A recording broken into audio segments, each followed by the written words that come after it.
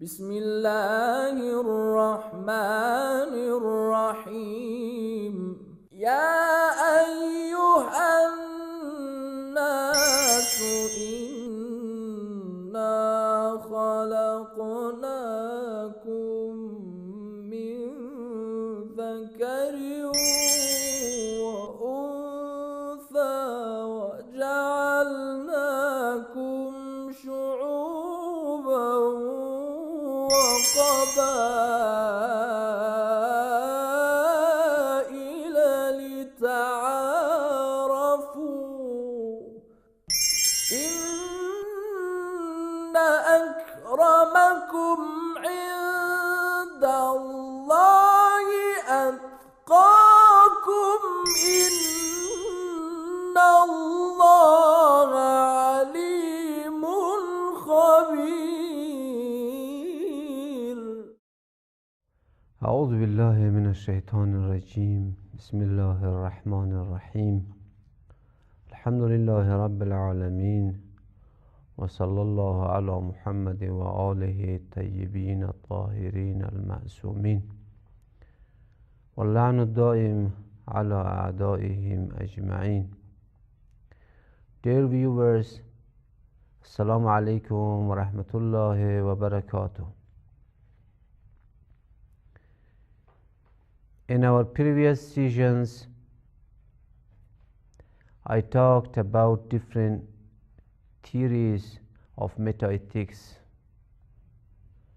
I touched a number of schools that were important in moral philosophy.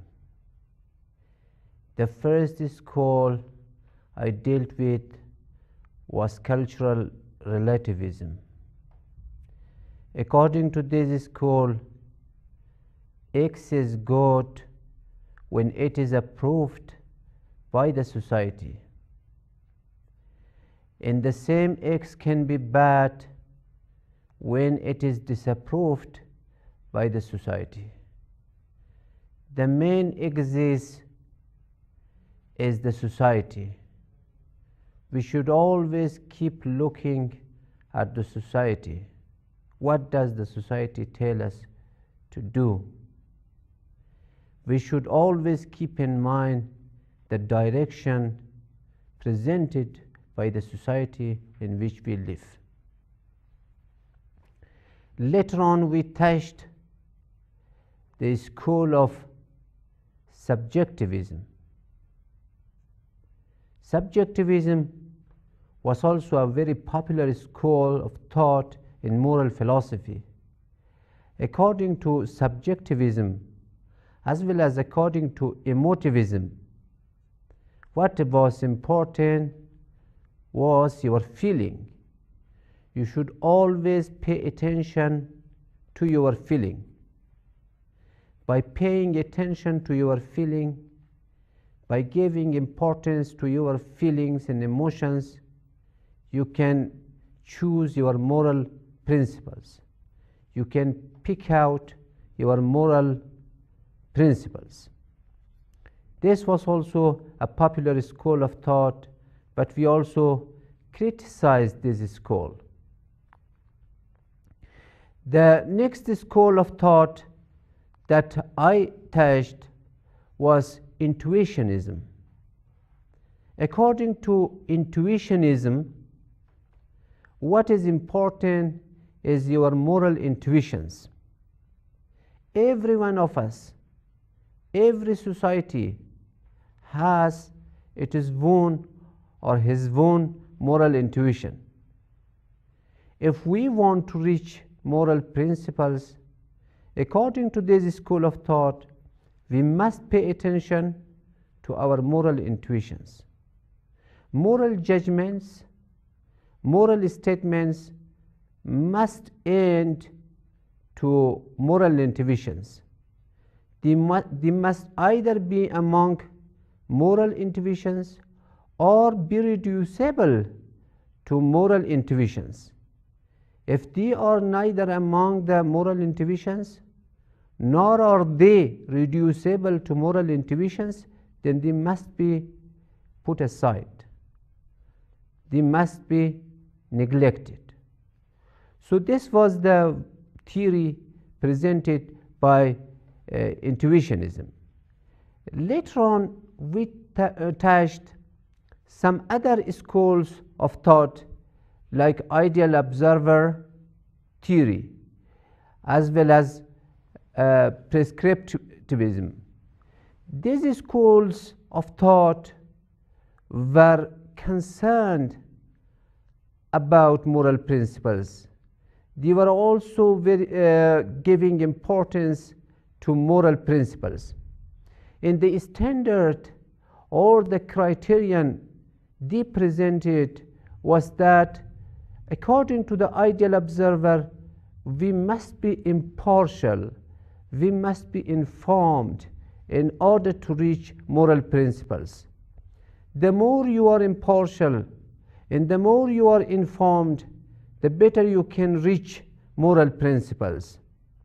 But if you suffer from bias, if you suffer from things like prejudice, if you are not fully informed, then you cannot reach moral principles. So according to this school of thought, what is important is impartiality, and what is important is information. We also criticized this school of thought. But the last school we touched and we dealt with was prescriptivism. Prescriptivism was also a popular school of thought. According to prescriptivism, what is important is consistency. We must try to reach consistency. It is consistency that matters, and it is consistency that speaks aloud. We must try to rotate around the axis of consistency. I explained for you in detail that consistency is based on two important laws. The first law tells us to make similar evaluation for similar cases. Don't make different evaluation for similar cases.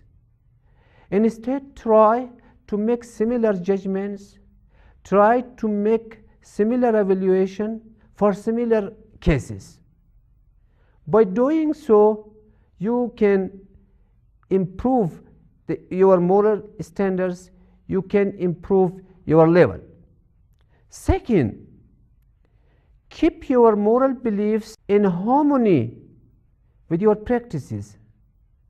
Don't create a gap between your beliefs and your practices. If there is a gap between the two, try to bridge it. Try to fill it in. Otherwise, your words, your statements, your declarations will not be accepted. If you want your words to be accepted, if you want your declarations to be accepted, you must try to harmonize your words with your actions. And there should be a harmony between your actions on the one hand and your words on the other. So these were the principles of consistency. And consistency is based on these two principles. If you observe these two principles, you will be able to issue declarations that are in accordance with moral standards.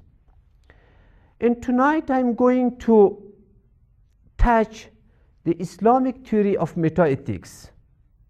After hearing all these theories, after evaluating all these theories, after giving treatment to all these theories, the question may arise as to what is the Islamic point of view in regard with metaethics. Does Islam accept the metaethics produced by these schools of thought? Or Islam has got its own theory of metaethics? What is the meta-ethical theory of Islam? How does Islam approach ethics? How does Islam approach meta-ethics? This is a very boiling question. This is a very important question. Tonight, in this session, we are going to treat this question. We are going to deal with this question. As I mentioned before, Islam does not totally reject these schools of thought, nor does it totally accept these schools of thought.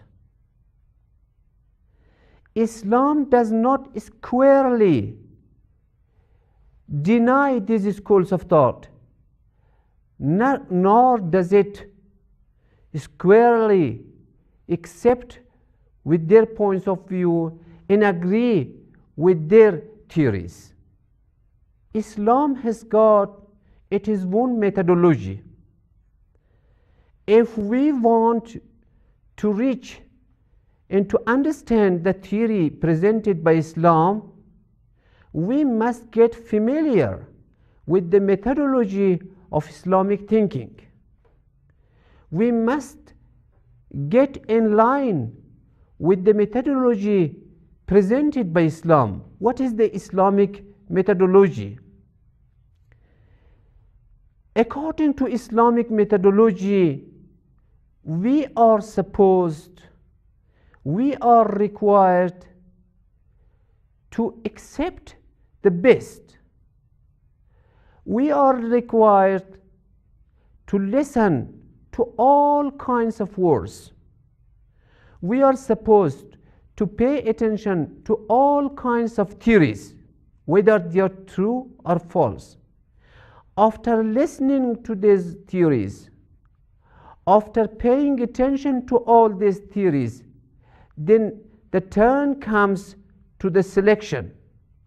We must select the theory that is the best of all the theories. We must approve of a theory that stands at the top, and that is the best one. This is the methodology of Islam. Listen to all theories and choose the best from among them. There is a verse that confirms this theory. The Holy Quran very loudly says, الذين يستمعون القول فيتبعون أحسنه أولئك الذين هداهم الله وأولئك هم أولو الألباب. Those who listen to words, those who listen to different sorts of theories and then choose the best from among them, they are the ones who are guided by God, by Allah, and they are the people of intelligence. Look, God gives high mark to those who first of all listen to different theories without any discrimination, without any fear or favor. After listening to all types of theories, he begins to choose one theory from among the many theories.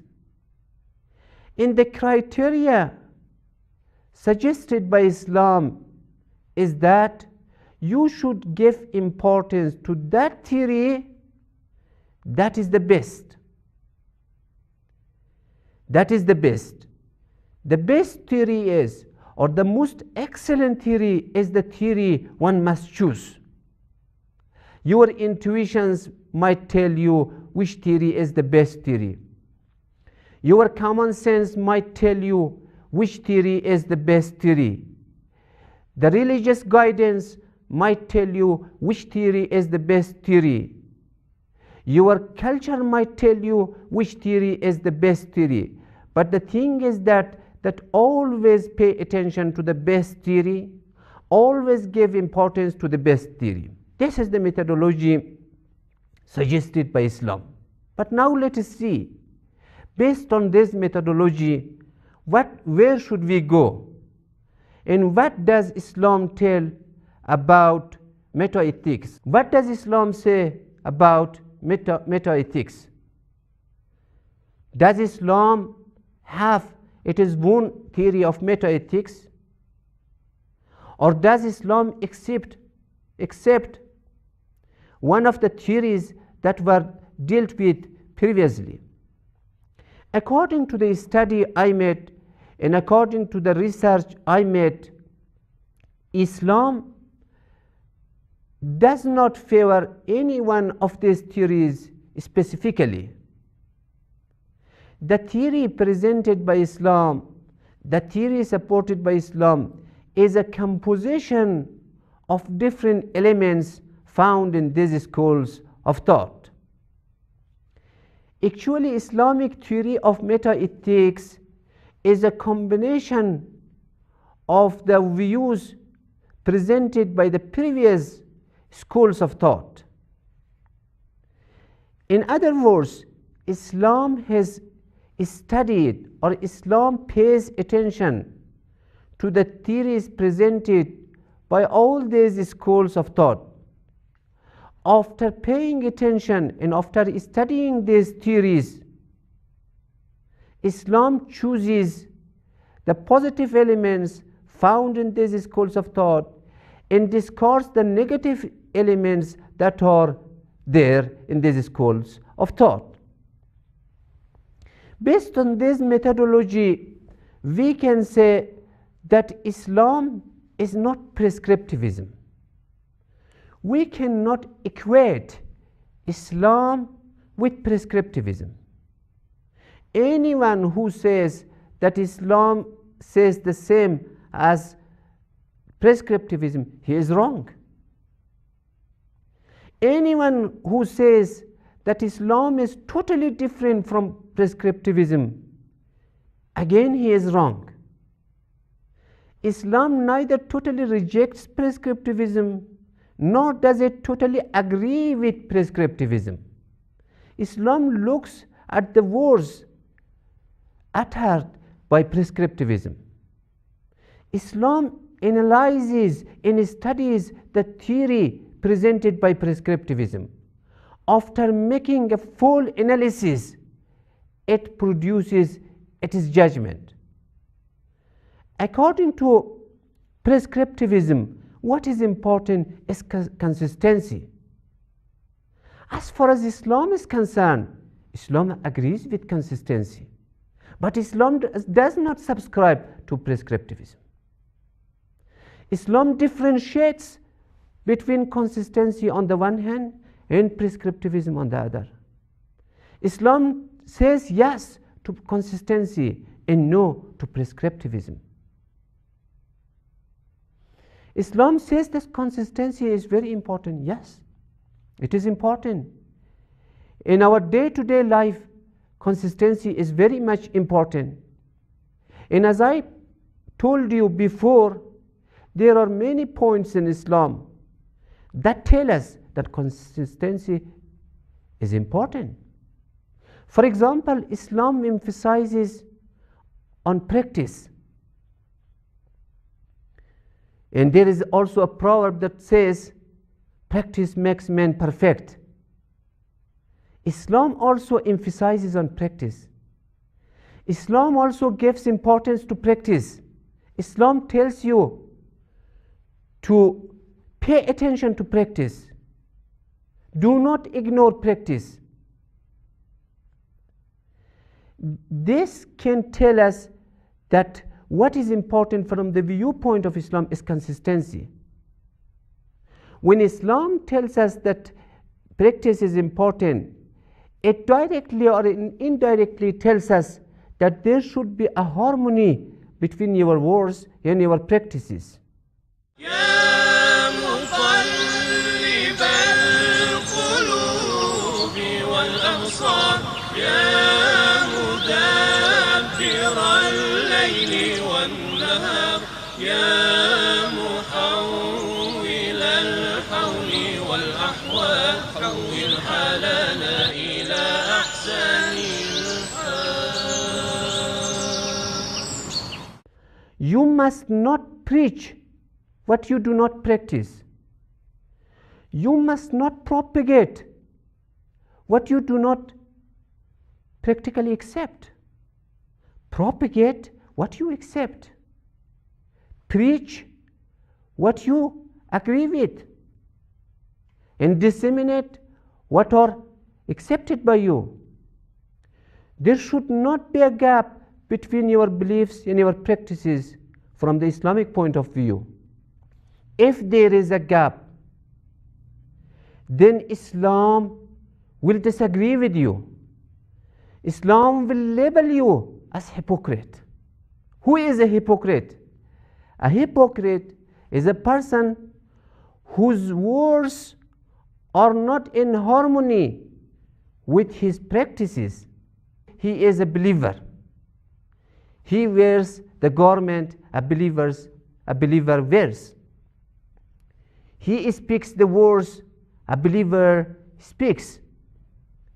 He goes to the places where a believer goes. This is his outward appearance. But if you go to the heart of his heart, if you go to his mind, you will find out that he does not believe in any one of the items he does. He does the things for the sake of the people. He does the things for the sake of the public. He does the things for the sake of this or that person. But as a matter of fact, he does not believe in any one of the things he does. So he is a hypocrite, and he is rejected from the viewpoint of Islam. A person, a believing person, a healthy person is a person whose actions are in harmony with his words, and there is no gap between his words and his action. This is the person, and this is the person whom Islam likes. This is Islamic model. Secondly, Islam emphasizes on honesty. Islam emphasizes on truthfulness. This is also a very important point. It tells us very clearly that Islam is against hypocrisy. Islam is in favor of consistency. What does an honest person do? What does a truthful person do? A truthful person is a person whose words are in harmony with his actions. Islam emphasizes on the word truthfulness. And there were verses I recited for you in our previous session. وَالصَّادِقِينَ وَالصَّادِقَاتِ.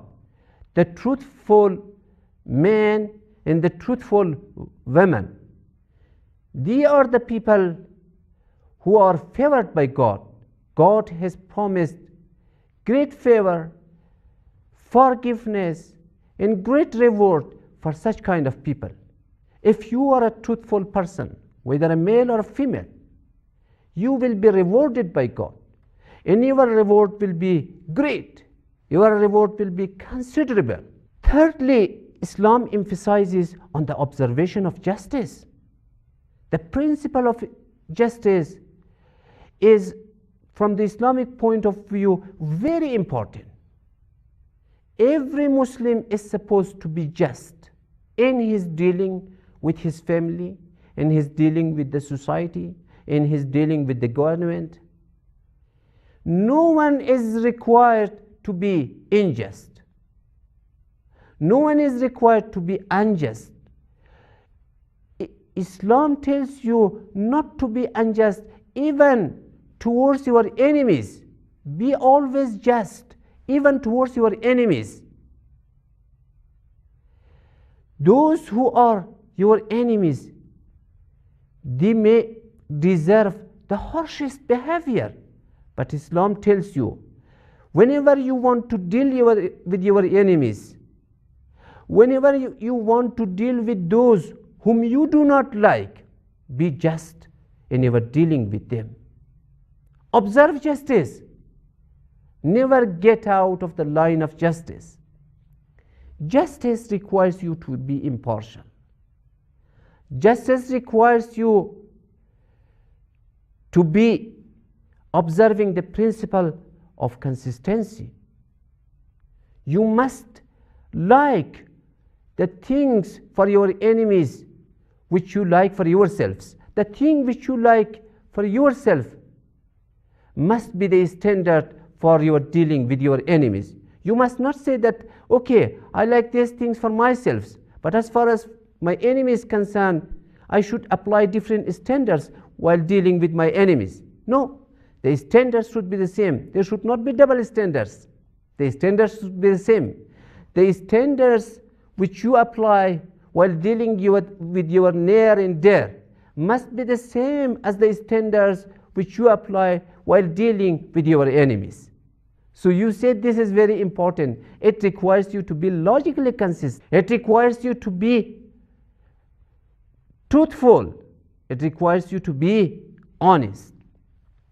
So Islam gives importance to consistency, but at the same time Islam does not describe to prescriptivism. Similarly, Islam does not agree with cultural relativism, but Islam does not totally reject it. Islam neither totally accepts this school of thought, nor does it totally reject this school of thought. Islam studies instead this school of thought to find out the positive elements in this school of thought.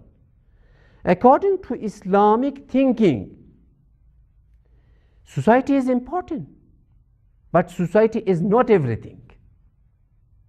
Environment is important, but environment is not everything. According to relativism, society is everything. Environment is everything. It is the society that tells you what to do and what not to do. But according to Islam, it is the partial cause of the things, and it is not the perfect cause of everything. Islam pays attention to society, and Islam is very much concerned about the society in which you live, and that is why Islam tells you to enjoin the truth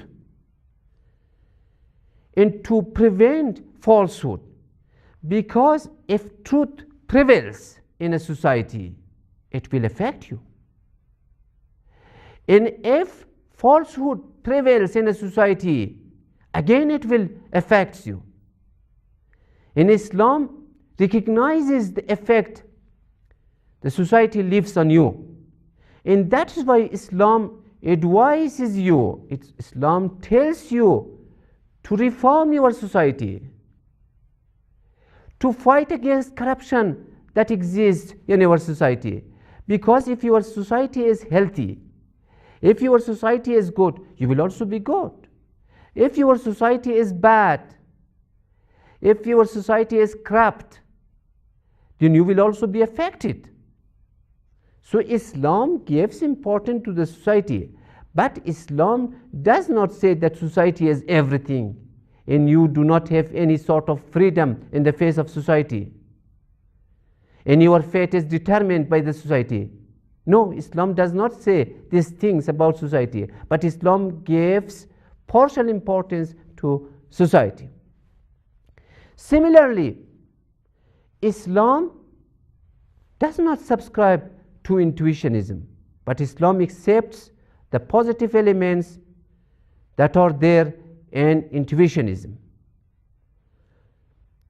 Islam agrees that there are elements in morality that can be understood by intuition, but everything cannot be understood by intuition. For example, the goodness of justice is something that can be understood through intuition.